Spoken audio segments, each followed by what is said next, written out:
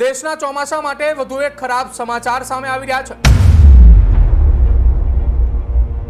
દેશભરની અંદર જે ચોમાસામાં લાંબો વિલંબ આવી રહ્યો હતો એ વિલંબથી ક્યાંક રાહત મળે।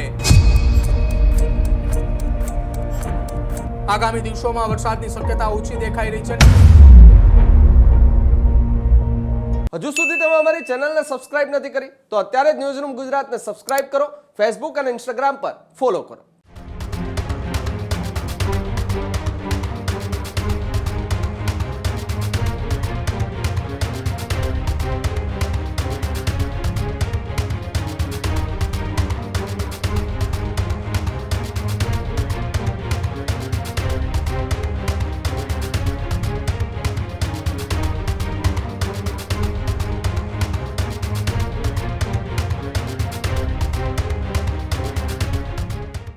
દેશના ચોમાસા માટે વધુ એક ખરાબ સમાચાર સામે આવી રહ્યા છે। ફિલિપાઇન્સ નજીક પ્રશાંત મહાસાગરમાં સુપર ટાઇફૂન 22 સર્જાયું છે અને તે તાઇવાન અને ચીન તરફ ધીરે ધીરે આગળ વધી રહ્યું છે।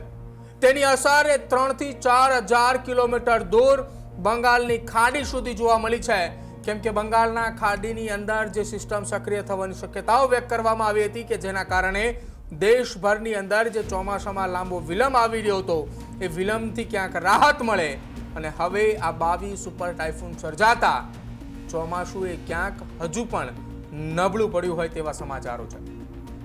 કેમ ચોમાસું અચાનક નબળા પડવાના સમાચારો સામે આવ્યા અને ગુજરાત માટે કેમ સૌથી મોટા સમાચાર, વિગતે ચર્ચા કરીએ આ અહેવાલમાં।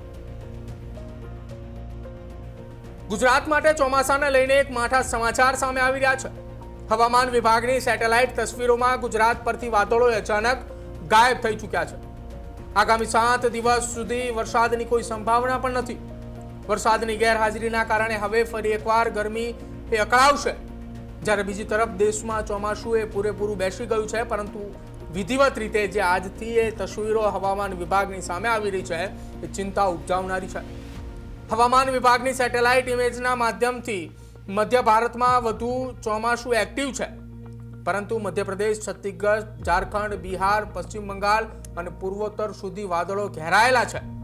બીજી તરફ ગુજરાત, રાજસ્થાન, હરિયાણા, પંજાબ અને પશ્ચિમ ભાગોની અંદર વાદળો ઓછા છે। આગામી દિવસોમાં વરસાદની શક્યતા ઓછી દેખાઈ રહી છે અને જ્યાં સુધી આ વાવાઝોડું ચીન નહીં પહોંચે ત્યાં સુધી બંગાળની ખાડીમાં વરસાદ લાવનારી સિસ્ટમ બનવાની આશા પણ નથી દેખાઈ રહી। આવી સ્થિતિમાં 2 દિવસ પછી દેશના ઘણા ભાગોમાં વરસાદ ઓછો થઈ શકે છે। વરસાદ મેળવવા માટે આગામી અંદાજિત 1 અઠવાડિયા સુધીની રાહ જોવી પડે તેવી સ્થિતિ છે અને છેલ્લા 2 દિવસમાં ગુજરાતના એક પણ જિલ્લા કે તાલુકામાં વરસાદ નથી નોંધાયો। તો બીજી તરફ તાપમાનમાં પણ સામાન્ય વધારો થયો છે। શુક્રવારે રાજ્યમાં ગરમીનો સરેરાશ પારો 37.7 સેલ્સિયસની આસપાસ જોવા મળ્યો હતો। ભાવનગરની અંદર 37.2 સાથે સૌથી ગરમ, જ્યારે અમદાવાદમાં 36.4 ડિગ્રી સાથે બીજા નંબર પર રહ્યું અને છેલ્લા 24 કલાક દરમિયાન નર્મદાના ગરુડેશ્વર અને પંચમહાલના ગોધરા તાલુકામાં માત્ર 1 મીમી જેટલો વરસાદ નોંધાયો છે, જ્યારે બાકીના તમામ તાલુકાઓમાં વાતાવરણ સૂકું રહ્યું। રાજ્યના 1 જૂનથી 11 જુલાઈ સુધીના વરસાદી આંકડા પર નજર કરીએ તો હજી પણ સામાન્ય કરતાં ઓછો વરસાદ નોંધાયો છે। સમગ્ર રાજ્યમાં હાલ 162.5 મિલીમીટર એટલે કે લગભગ 6.42 ઇંચ જેટલો વરસાદ નોંધાયો છે, જે સામાન્ય રીતે 196 મિલીમીટર એટલે કે 7.5 ઇંચ જેટલો વરસાદ થવો જોઈએ, જ્યારે રાજ્યમાં અત્યાર સુધીની વાત કરવામાં આવે તો 17% જેટલા વરસાદની ઘટ છે। વિસ્તાર પ્રમાણે જોઈએ તો ગુજરાતના પ્રદેશોની અંદર 225 mm એટલે કે 8 ઇંચ કરતાં પણ વધારે વરસાદ છે, જ્યારે 10%ની ઘટ છે। સૌરાષ્ટ્ર અને કચ્છ પંથકમાં 4 ઇંચ જેટલો વરસાદ નોંધાયો છે, જે સામાન્ય કરતાં 26% ઓછો વરસાદ છે। અમદાવાદ શહેરની વાત કરીએ તો આગામી દિવસોમાં અહીં સામાન્ય રીતે વાદળછાયું વાતાવરણ રહેશે અને ખાસ કરીને 16 જુલાઈની આસપાસ વાદળછાયા માહોલ વચ્ચે હળવા વરસાદની શક્યતાઓ છે, જ્યારે રાજ્યમાં આ વર્ષે ચોમાસાની સિઝન દરમિયાન અત્યાર સુધી કુલ 18,54,000 કરતાં પણ વધુ હેક્ટર જમીનની અંદર ખરીફ પાકોનું વાવેતર થઈ ચૂક્યું છે, જે સામાન્ય વાવેતર વિસ્તાર એ 85,30,000 હેક્ટરની આસપાસની વાત કરવામાં આવે તો 21% જેટલું ઓછું છે। આ વાવેતરમાં કપાસ, મગફળી એ મોખરે છે અને જ્યારે ડેમની સ્થિતિની વાત કરીએ તો ગુજરાતના સૌથી મોટો એ નર્મદા ડેમ 65%થી વધુ ભરાયો છે। રાજ્યના 10 ડેમો હાઈ એલર્ટ પર છે અને હવામાન વિભાગની હવે જો આગાહી વ્યક્ત કરવામાં આવે અને આગાહીની વાત કરવામાં આવે તો ગુજરાત અને સૌરાષ્ટ્ર પ્રદેશમાં આગામી 7 દિવસ દરમિયાન અમુક સ્થળો પર હળવાથી મધ્યમ વરસાદ પડવાની સંભાવનાઓ છે. ચોમાસાની વર્તમાન સ્થિતિ અને વર્તમાન સિસ્ટમ એ હાલ શ્રી ગંગાનગર અને હિસાર થઈ મણિપુર તરફ આગળ વધી રહી છે, જ્યારે પૂર્વ ઉત્તર પ્રદેશમાં એક પણ સાયક્લોન સર્ક્યુલેશન સક્રિય છે. આ ઉત્તર ગુજરાતના દરિયાઈ કાંઠાના વિસ્તારોમાં માછીમારો માટે આગામી 2 દિવસ ખાસ ચેતવણી પણ જાહેર કરવામાં આવી છે, જ્યાં પવનની ગતિ 40 થી 50 કિલોમીટર અને દરિયામાં કરંટ વધતા વધુ 60 કિલોમીટર પ્રતિ કલાકની આસપાસ પવન ફૂંકાય તેવી શક્યતાઓ છે. પરંતુ આ તમામની વચ્ચે જે તાઇવાન અને ચીન તરફ જે વાવાઝોડું ફંટાઈ રહ્યું છે, જે બાવી નામના વાવાઝોડાને લઈને ચર્ચાઓ ચાલી રહી છે, જ્યાં સુધી એ વાવાઝોડું લેન્ડફોલ નહીં થાય, તાઇવાન અને ચીન તરફ આગળ વધતું જ્યાં સુધી એની અસ્તિત્વ એ સાવ વિલીન ન થઈ જાય ત્યાં સુધી ભારતની અંદર ખાસ બંગાળની ખાડીની અંદર કોઈ નવી સિસ્ટમ સક્રિય થવાની શક્યતાઓ એ ખૂબ ઓછી દેખાઈ રહી છે. બીજી તરફ ઇન્ડિયન ડાયપોલ જે પોઝિટિવ દેખાતા ક્યાંક એવી આશાઓ પણ દેખાઈ રહી છે કે દેશની ઉપર કેટલાક વિસ્તારોની અંદર છૂટાછવાયા સ્થળો પર વરસાદ પડે, જ્યાં મધ્ય ભારતના કેટલાક ભાગો છે કે જ્યાં વાદળછાયું વાતાવરણ દેખાઈ રહ્યું છે અને કદાચિત એ જ વાદળછાયા વાતાવરણના કારણે એ વિસ્તારની અંદર વરસાદની શક્યતાઓ દેખાય.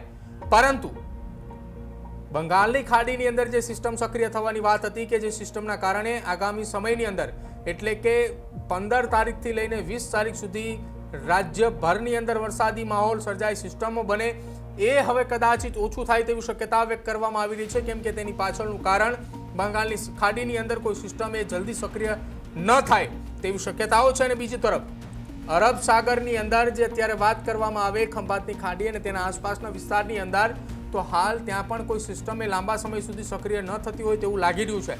એટલે હવે માત્ર ને માત્ર એક આશા એવી રાખી શકાય કે જે ચીન અને તાઇવાન તરફ જે સુપર ટાઇફૂન 22 જે આગળ વધી રહ્યું છે તે જલ્દીથી જલ્દી ત્યાં પહોંચે અને તેની એ 22 ટાઇફૂન જે છે તે જમીન પર લેન્ડ થયા બાદ જ્યારે આવનારા સમયમાં લગભગ 4-5 દિવસ બાદ તેનું અસ્તિત્વ એ ઝીરો થશે, તેની એ શક્તિ એ નબળી બનશે, ત્યારબાદ ક્યાંક બંગાળની ખાડીની અંદર નવા સિસ્ટમ સક્રિય થવાના સંકેતો દેખાશે અને ત્યારબાદથી ગુજરાત સહિત દેશભર માટે ચોમાસાને લઈને રાહતના સમાચાર આવી શકે તેમ છે.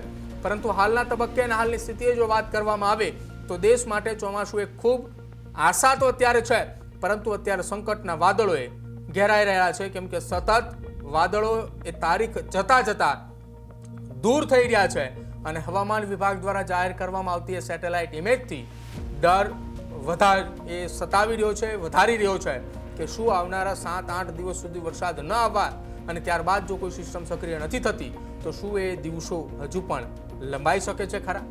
ખેડૂત ભાઈઓ છે ખેતરમાં ડ્રોન ઉડાવતા હોય છે ત્યારે આપણે એક પ્રશ્ન સતાવતો હોય છે કે જે આપણે અત્યાર સુધી જીપીએસ ટેકનોલોજી વાળા ડ્રોન વાપર્યા છે, જેથી કરીને મોબાઈલ ટાવર છે અથવા તો હાઈ ટેન્શન લાઇન પસાર થતી હોય, કોઈ વૃક્ષો હોય, ત્યારે જે જીપીએસ ટેકનોલોજી વાળા ડ્રોન છે એમાં ટકરાય અને ટ્રેસ થાય છે. પણ એગ્રીવન લાવ્યું છે જીએનએસએસ ટેકનોલોજી ડ્રોન, જેથી કરીને એ ડ્રોન છે એ કોઈ જગ્યાએ ટકરાય નહીં, પોતાની રીતે જ ડિસિઝન લે છે અને મૂવ થઈ જાય છે, જેથી કરીને જીએનએસએસ ટેકનોલોજી ડ્રોન છે એ વાપરવાનો આગ્રહ રાખો. હજુ સુધી તમે અમારી ચેનલને સબસ્ક્રાઇબ નથી કરી તો અત્યારે જ ન્યૂઝરૂમ ગુજરાતને સબસ્ક્રાઇબ કરો, ફેસબુક અને ઇન્સ્ટાગ્રામ પર ફોલો કરો.